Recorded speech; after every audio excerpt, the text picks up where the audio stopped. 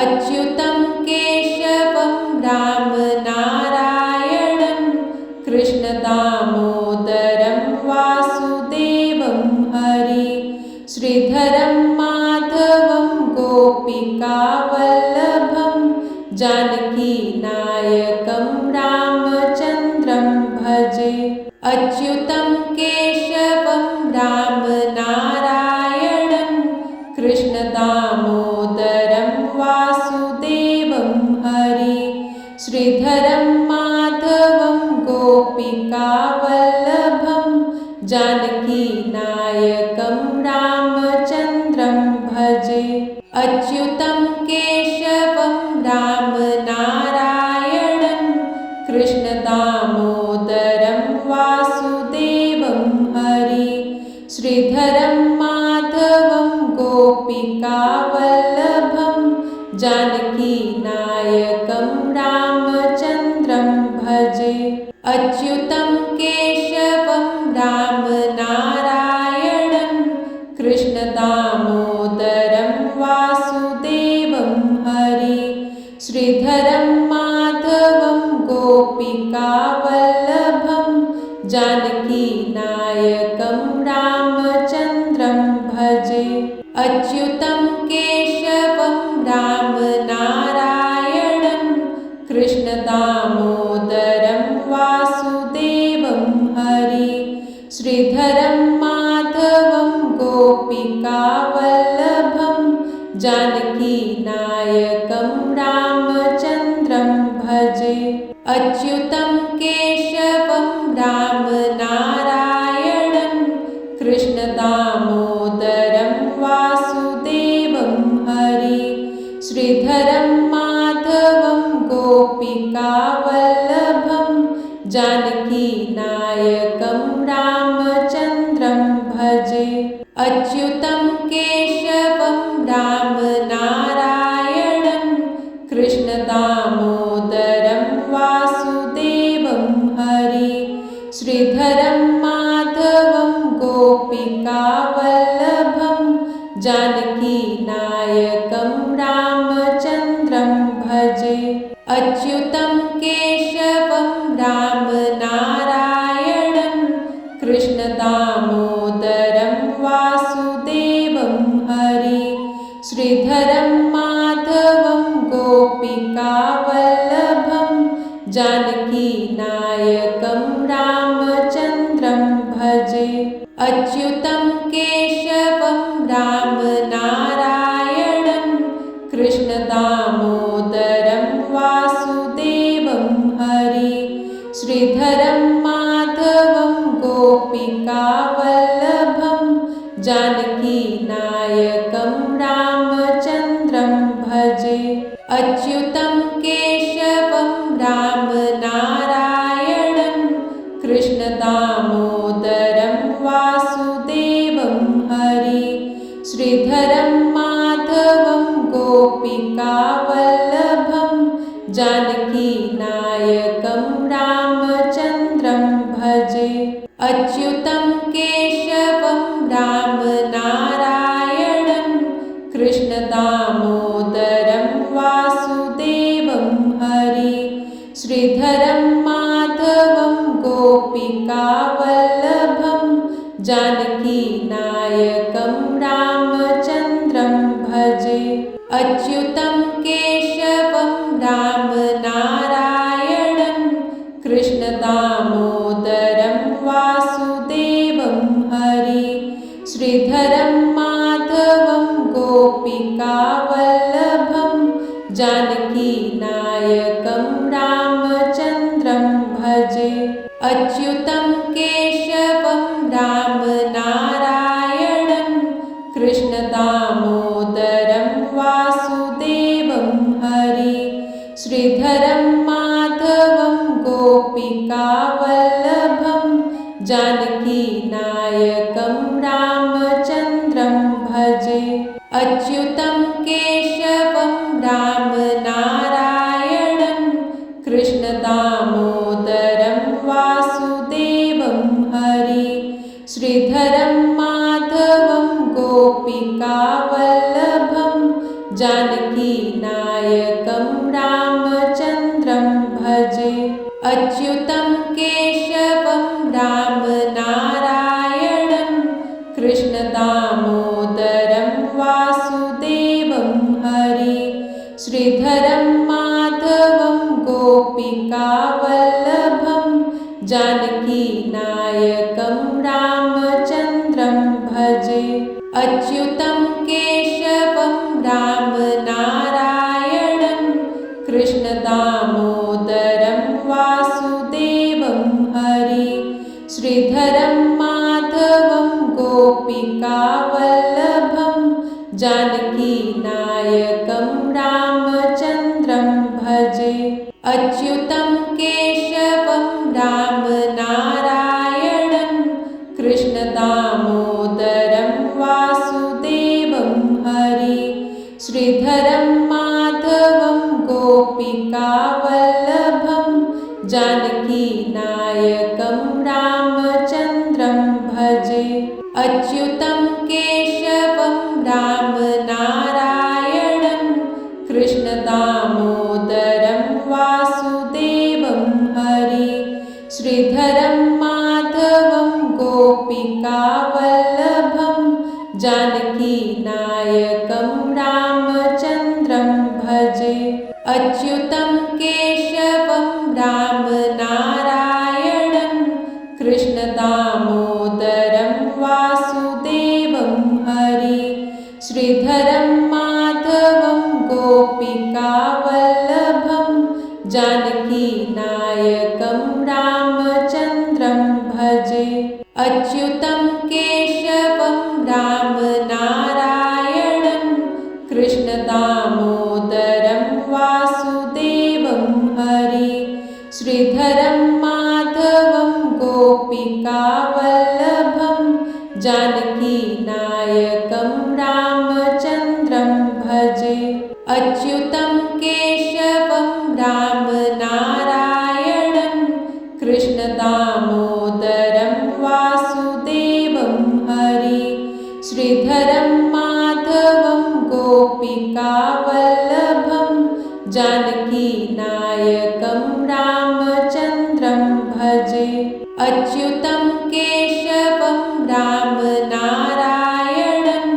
कृष्णदामोदरं वासुदेवं हरि। श्रीधरं माधवं गोपिकावल्लभं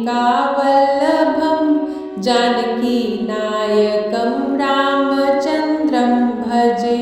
अच्युतं केशवं रामनारायणं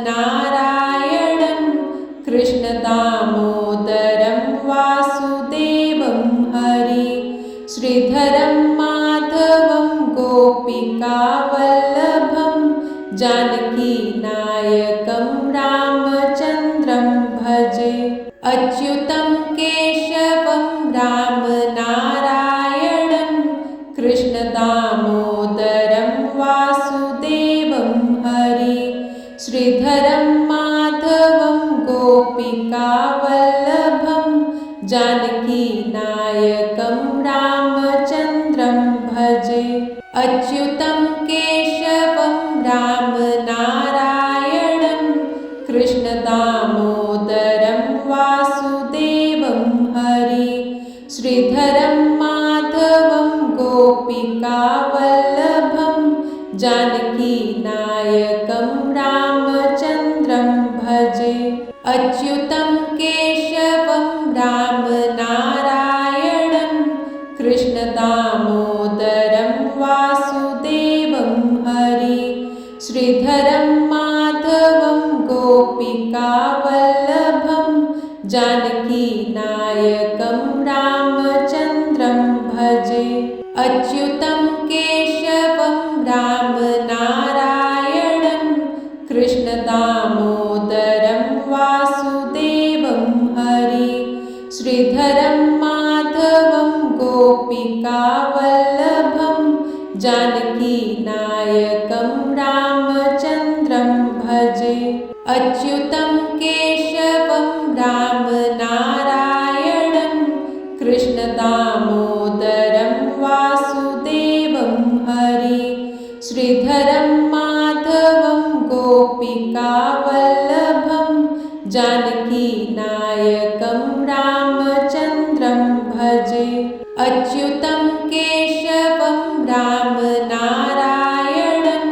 कृष्णदामोदरं वासुदेवं हरि। श्रीधरं माधवं गोपिकावल्लभं जानकीनायकं रामचन्द्रं भजे। अच्युतं केशवं रामनारायणं कृष्णदामोदरं वासुदेवं हरि। श्रीधरं माधवं गोपिकावल्लभं जानकीनायकं रामचन्द्रं भजे। अच्युतं केशवं रामनारायणं कृष्णदामोदरं वासुदेवं हरि। श्रीधरं माधवं गोपिकावल्लभं जानकीनायकं रामचन्द्रं भजे। अच्युतं केशवं रामनारायणं कृष्णदामोदरं वासुदेवं हरि। श्रीधरं माधवं गोपिकावल्लभं जानकीनायकं रामचन्द्रं भजे। अच्युतं केशवं रामनारायणं कृष्णदामोदरं वासुदेवं हरि। श्रीधरं माधवं गोपिकावल्लभं जानकीनायकं रामचन्द्रं भजे। अच्युतं केशवं रामनारायणं कृष्णदामोदरं वासुदेवं हरि।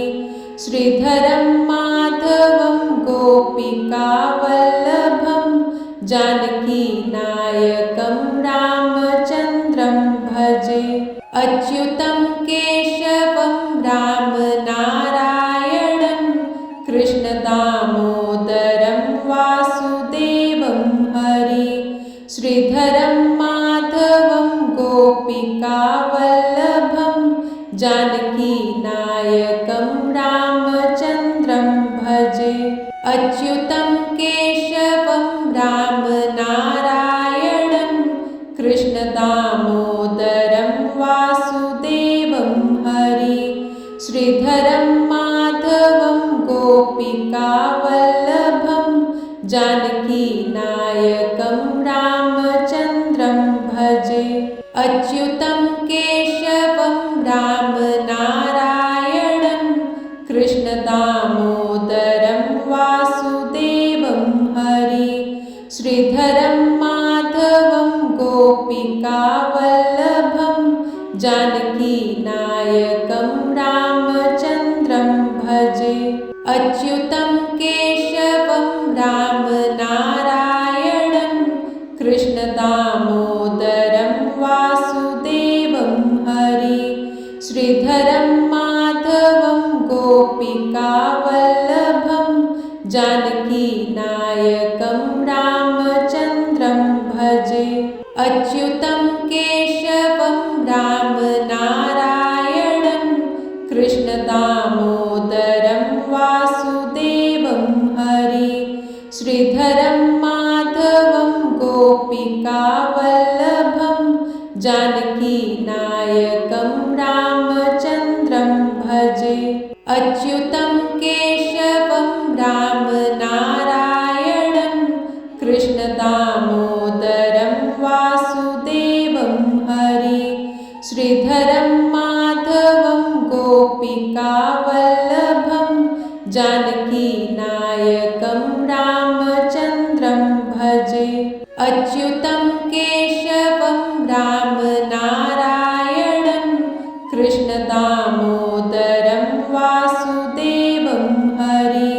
श्रीधरं माधवं गोपिकावल्लभं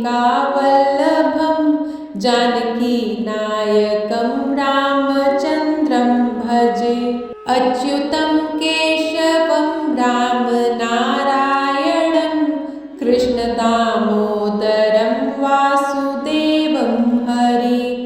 श्रीधरं माधवं गोपिकावल्लभं जानकीनायकं रामचन्द्रं भजे। अच्युतं केशवं रामनारायणं कृष्णदामोदरं वासुदेवं हरि। श्रीधरं माधवं गोपिकावल्लभं जानकीनायकं रामचन्द्रं भजे। अच्युतं केशवं रामनारायणं कृष्णदामोदरं वासुदेवं हरि। श्रीधरं माधवं गोपिकावल्लभं जानकीनायकं रामचन्द्रं भजे। अच्युतं केशवं रामनारायणं कृष्णदामोदरं वासुदेवं हरि। श्रीधरं माधवं गोपिकावल्लभं जानकीनायकं रामचन्द्रं भजे। अच्युतं केशवं रामनारायणं कृष्णदामोदरं वासुदेवं हरि। श्रीधरं माधवं गोपिकावल्लभं जानकीनायकं रामचन्द्रं भजे। अच्युतं केशवं रामनारायणं कृष्णदामोदरं वासुदेवं हरि। श्रीधरं माधवं गोपिकावल्लभं जानकीनायकं रामचन्द्रं भजे। अच्युतं केशवं रामनारायणं कृष्णदामोदरं वासुदेवं हरि। श्रीधरं माधवं गोपिकावल्लभं जानकीनायकं रामचन्द्रं भजे। अच्युतं केशवं रामनारायणं कृष्णदामोदरं वासुदेवं हरि। श्रीधरं माधवं गोपिकावल्लभं जानकीनायकं रामचन्द्रं भजे। अच्युतं केशवं रामनारायणं कृष्णदामोदरं वासुदेवं हरि। श्रीधरं माधवं गोपिकावल्लभं जानकीनायकं रामचन्द्रं भजे। अच्युतं केशवं रामनारायणं कृष्णदामोदरं वासुदेवं हरि। श्रीधरं माधवं गोपिकावल्लभं जानकीनायकं रामचन्द्रं भजे। अच्युतं केशवं रामनारायणं कृष्णदामोदरं वासुदेवं हरि। श्रीधरं माधवं गोपिकावल्लभं जानकीनायकं रामचन्द्रं भजे। अच्युतं केशवं रामनारायणं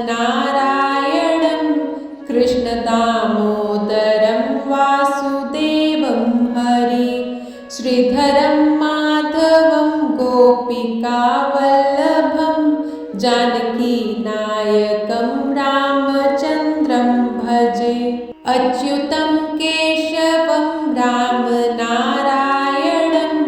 कृष्णदामोदरं वासुदेवं हरि।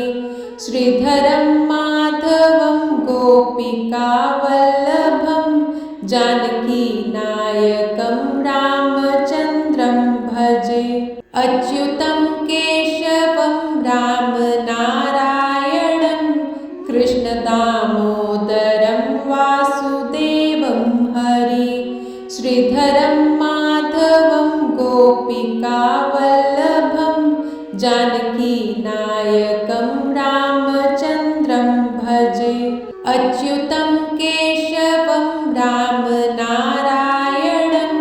कृष्ण कृष्णदामोदरं वासुदेवं हरि श्रीधरं माधवं गोपिकावल्लभं जानकीनायकं रामचन्द्रं भजे अच्युतं केशवं रामनारायणं कृष्णदामोदरं वासुदेवं हरि श्रीधरं माधवं गोपिकावल्लभं जानकीनायकं रामचन्द्रं भजे अच्युतं केशवं रामनारायणं कृष्णदामोदरं वासुदेवं हरि श्रीधरं माधवं गोपिकावल्लभं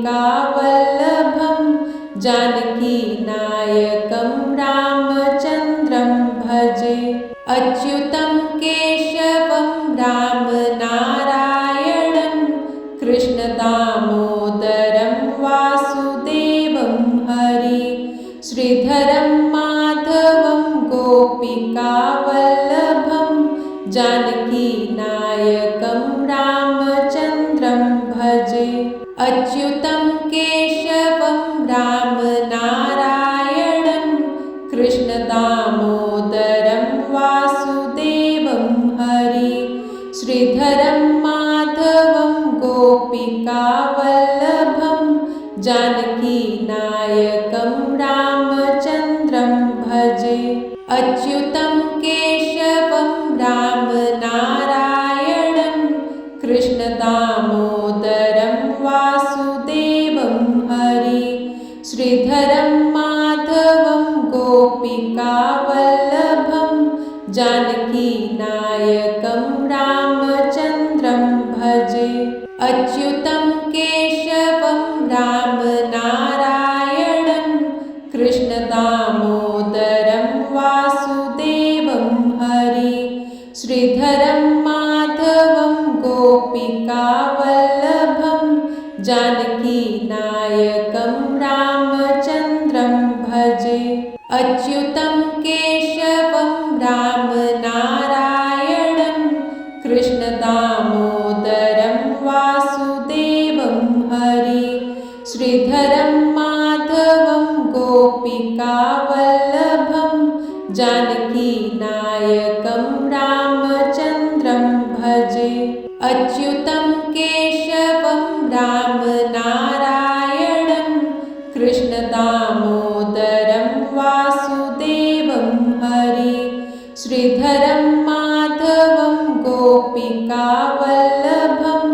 जानकीनायकं रामचन्द्रं भजे अच्युतं केशवं रामनारायणं कृष्णदामोदरं वासुदेवं हरि श्रीधरं माधवं गोपिकावल्लभं जानकीनायकं रामचन्द्रं भजे अच्युतं केशवं रामनारायणं कृष्णदामोदरं वासुदेवं हरि श्रीधरं माधवं गोपिकावल्लभं जानकीनायकं रामचन्द्रं भजे अच्युतं केशवं रामनारायणं कृष्णदामोदरं वासुदेवं हरि श्रीधरं माधवं गोपिकावल्लभं जानकीनायकं रामचन्द्रं भजे अच्युतं केशवं रामनारायणं कृष्णदामोदरं वासुदेवं हरि श्रीधरं माधवं गोपिकावल्लभं जानकीनायकं रामचन्द्रं भजे अच्युतं केशवं रामनारायणं कृष्णदामोदरं वासुदेवं हरि श्रीधरं माधवं गोपिकावल्लभं जानकीनायकं रामचन्द्रं भजे अच्युतं केशवं रामनारायणं कृष्णदामोदरं वासुदेवं हरि श्रीधरं माधवं गोपिकावल्लभं जानकीनायकं रामचन्द्रं भजे अच्युतं केशवं रामनारायणं कृष्णदामोदरं वासुदेवं हरि श्रीधरं माधवं गोपिकावल्लभं जानकीनायकं रामचन्द्रं भजे अच्युतं केशवं रामनारायणं कृष्णदामोदरं वासुदेवं हरि श्रीधरं माधवं गोपिकावल्लभं जानकीनायकं रामचन्द्रं भजे अच्युतं केशवं रामनारायणं कृष्णदामोदरं वासुदेवं हरि श्रीधरं माधवं गोपिकावल्लभं जानकीनायकं रामचन्द्रं भजे अच्युतं केशवं रामनारायणं कृष्णदामोदरं वासुदेवं हरि श्रीधरं माधवं गोपिकावल्लभं जानकीनायकं रामचन्द्रं भजे अच्युतं केशवं रामनारायणं कृष्णदामोदरं वासुदेवं हरि श्रीधरं माधवं गोपिकावल्लभं जानकीनायकं रामचन्द्रं भजे अच्युतं केशवं रामनारायणं कृष्णदामोदरं वासुदेवं हरि श्रीधरं माधवं गोपिकावल्लभं जानकीनायकं रामचन्द्रं भजे अच्युतं केशवं रामनारायणं कृष्णदामोदरं वासुदेवं हरि श्रीधरं माधवं गोपिकावल्लभं जानकीनायकं रामचन्द्रं भजे अच्युतं केशवं रामनारायणं कृष्णदामोदरं वासुदेवं हरि श्रीधरं माधवं गोपिकावल्लभं जानकीनायकं रामचन्द्रं भजे अच्युतं केशवं रामनारायणं कृष्णदामोदरं वासुदेवं हरि श्रीधरं माधवं गोपिकावल्लभं जानकीनायकं रामचन्द्रं भजे अच्युतं केशवं रामनारायणं कृष्णदामोदरं वासुदेवं हरि श्रीधरं माधवं गोपिकावल्लभं जानकीनायकं रामचन्द्रं भजे अच्युतं केशवं रामनारायणं कृष्णदामोदरं वासुदेवं हरि श्रीधरं माधवं गोपिकावल्लभं जानकीनायकं रामचन्द्रं भजे अच्युतं केशवं रामनारायणं कृष्णदामोदरं वासुदेवं हरि श्रीधरं माधवं गोपिकावल्लभं जानकीनायकं रामचन्द्रं भजे अच्युतं केशवं रामनारायणं कृष्णदामोदरं वासुदेवं हरि श्रीधरं माधवं गोपिकावल्लभं जानकीनायकं रामचन्द्रं अच्युतं केशवं रामनारायणं कृष्णदामोदरं वासुदेवं हरि श्रीधरं माधवं गोपिकावल्लभं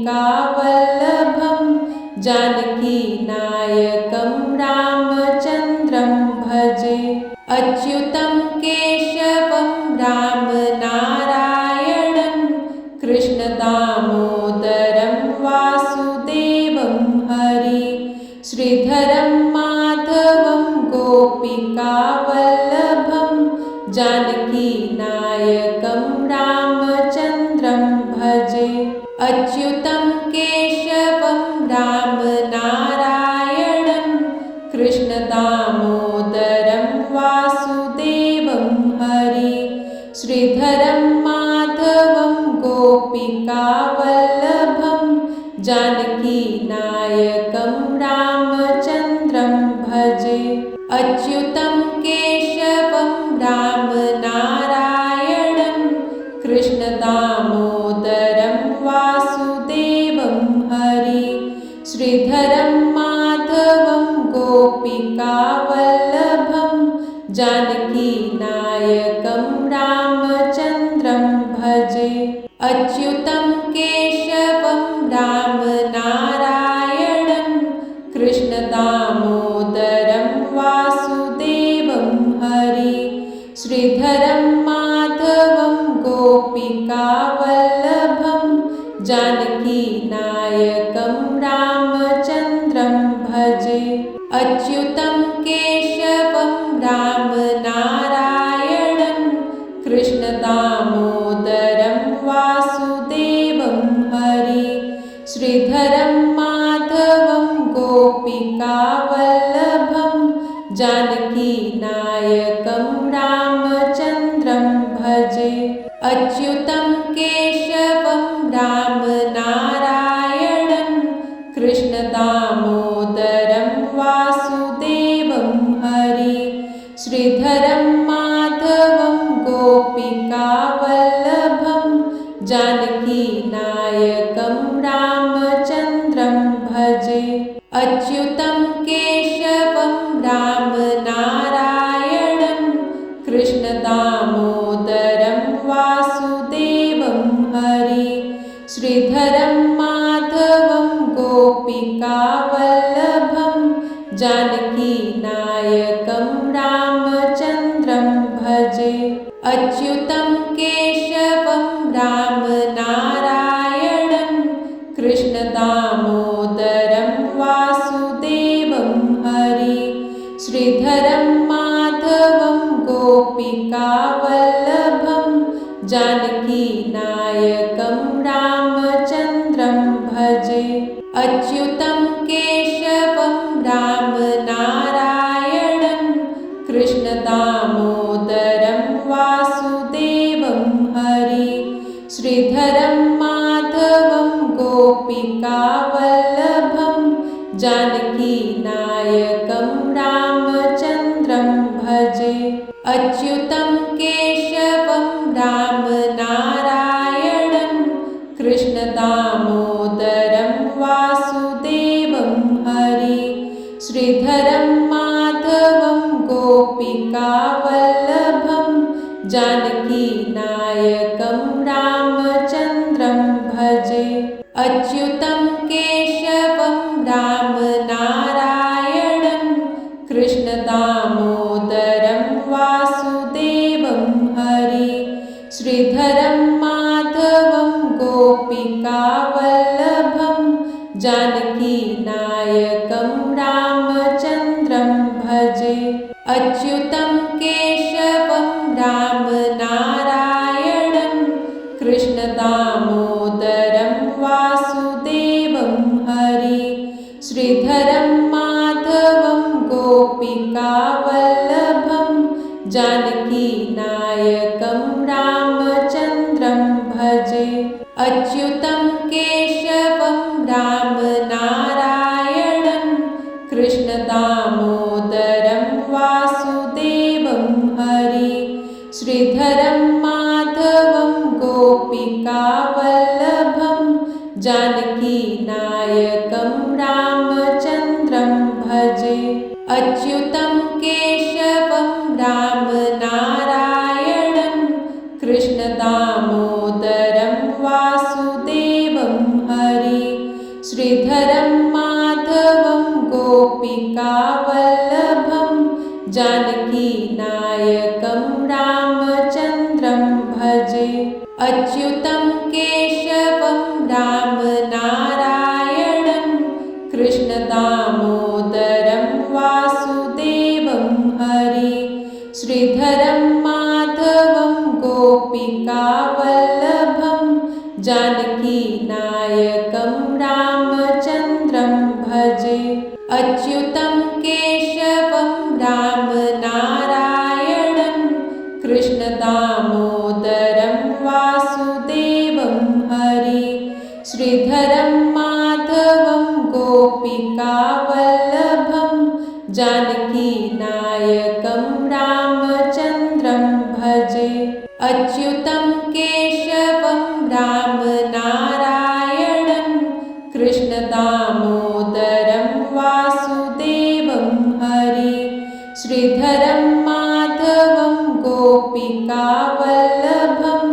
जानकीनायकं रामचन्द्रं भजे।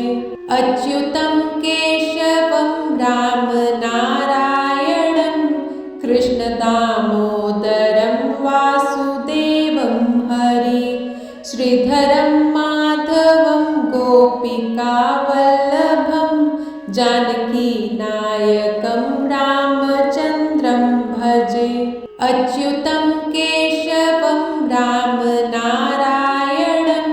कृष्णदामोदरं वासुदेवं हरि। श्रीधरं माधवं गोपिकावल्लभं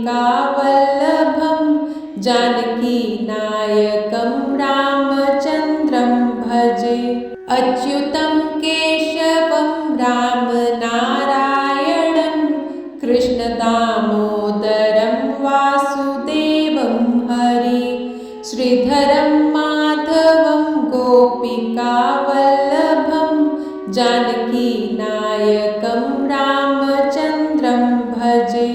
अच्युतं केशवं रामनारायणं कृष्णदामोदरं वासुदेवं हरि। श्रीधरं माधवं गोपिकावल्लभं जानकीनायकं रामचन्द्रं भजे। अच्युतं केशवं रामनारायणं कृष्णदामोदरं वासुदेवं हरि। श्रीधरं माधवं गोपिकावल्लभं जानकीनायकं रामचन्द्रं भजे। अच्युतं केशवं रामनारायणं कृष्णदामोदरं वासुदेवं हरि। श्रीधरं माधवं गोपिकावल्लभं जानकीनायकं रामचन्द्रं भजे। अच्युतं केशवं रामनारायणं कृष्णदामोदरं वासुदेवं हरि। श्रीधरं माधवं गोपिकावल्लभं जानकीनायकं रामचन्द्रं भजे।